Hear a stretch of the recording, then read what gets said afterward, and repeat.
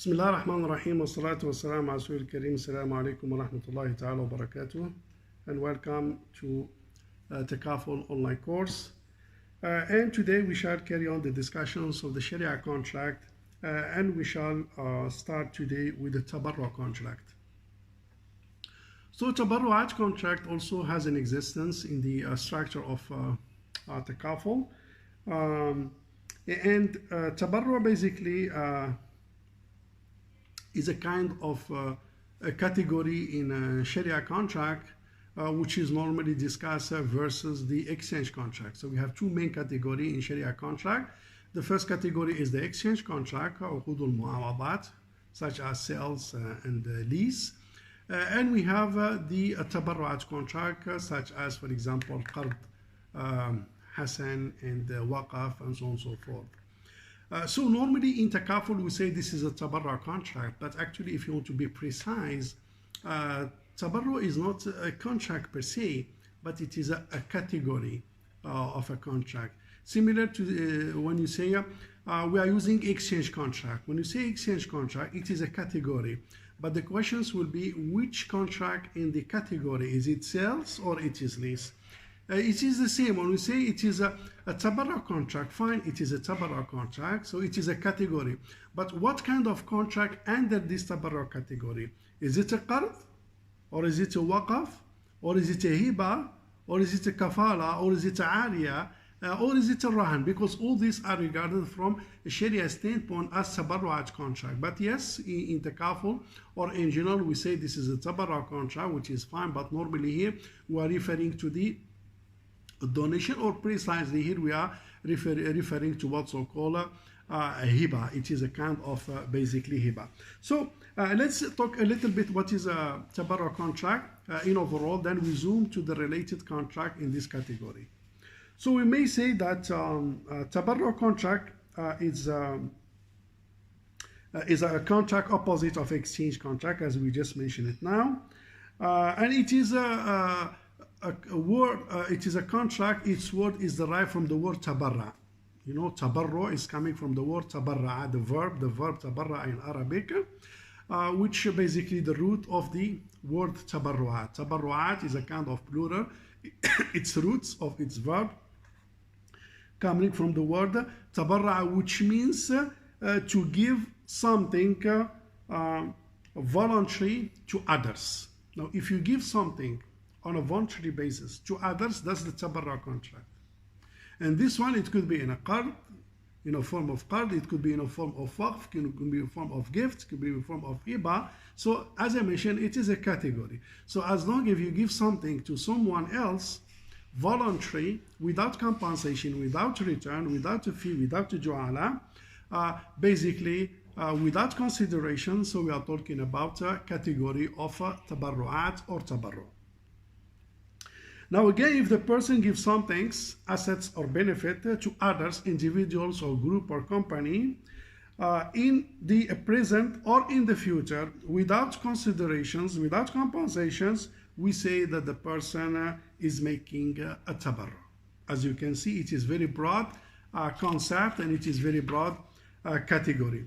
Now the types of contract in this category are as follow. Number one, we have a hiba contract, it is a tabarru. We have a waqf contract, it is a tabarru. We have a qard hasan, which is tabarru. These three are more related to takaful, but we have other contract as well under the category of tabarru, such as hawala. Hawala is a form of tabarru. Ibra contract is a form of tabarru. Kafala contract is a form of tabarru. Rahan is a form of tabarru. And al-ariya, borrowing assets, you know, for a personal use or for whatever temporary use, is a form of basically tabarru as well. So as you can see here, we have listed around 8 contracts of tabarru'at under the main category of tabarru. But category of tabarru is basically versus the category of exchange. And the exchange contract, we have a list such as sales lease, and tabarru'at contract is the category which has also a few contracts as we have just mentioned, such as waqf and qard. Now the most related contract from this tabarru'at contract to takaful are basically qard and hiba. Of course, waqf is there because of the model, but we are not really touching on that because model of waqf so far is being used, and I think in South Africa, in Pakistan, in some jurisdictions. So it is used as a model, as an underlying contract, but the contract that has been used to what's so-called operationalize the model of the waqf are mainly basically the hiba and the qard that we are going to discuss. Others, even though they are somehow related, but maybe will be discussed later on. As of these junctions, we will focus on qard, and maybe in the coming sessions we'll move to the hiba. So let's talk about qard briefly, concept-wise, and where the qard has been deployed in the Takaful business operation. So number one, waqf qard is known as a qard hasan, or free interest loan, and it is a kind of what's so-called ownership transfer, funds or money transfer to the person with the condition that he will return this amount upon demand or at the agreed upon time in a similar assets or a similar benefit or a similar cash without generating any kind of return or income or benefit as a result of this kind of extensions, which is normally extended in a form of help and based on a voluntary basically and courtesy action from the person. Now, if you give, let's say, 10,000 to someone, we give him 5,000 to someone for 3 months. If you give him $5,000, so within 3 months, so after 3 months, by the end of the 3 months, if let's say there is a specific date or there is a range, or it depends, or upon demand, it depends what kind of arrangements the contract has been designed upon. But anyway, let's talk about 6 months. You give 5,000 US dollars for 6 months. So by the end of June, by 30 June, basically, you're supposed to return back 5,000 US dollars to the lender. So you will give back the same amount, 5,000, without any kind of benefit or additional basically benefit or surplus that you may generate from this kind of fund. You are not under the pressures, under the obligation to give that 5,000. It is a kind of voluntary actions. It is again a courtesy from you. It is a form of help and assistance. It is a form of tabarru actions. You are not the obligation to do that, but from Sharia standpoint, you are encouraged, of course, to help others. So if you execute the contract of qard and you extend that money, basically you are not allowed to use that money as a means to generate additional income and benefit for you. If that's the case, it may tantamount to what's so-called riba. As a result of that, the stipulation of an access for the lenders in the loan is prohibited from a Sharia standpoint. So if you give 5,000, you're supposed to get 5,000, not 5,000 plus. And this access, prohibition access, whether it is in a form of quality or quantity, the prohibitions, whether it is the access of tangible or benefits, even I give you 10,000, 5,000 US dollars, but when you give back to me, you give me 5,000 and 1 pen. This is riba because 1 pen is something that you are benefiting from, provided, of course, it is stipulated as a conditions.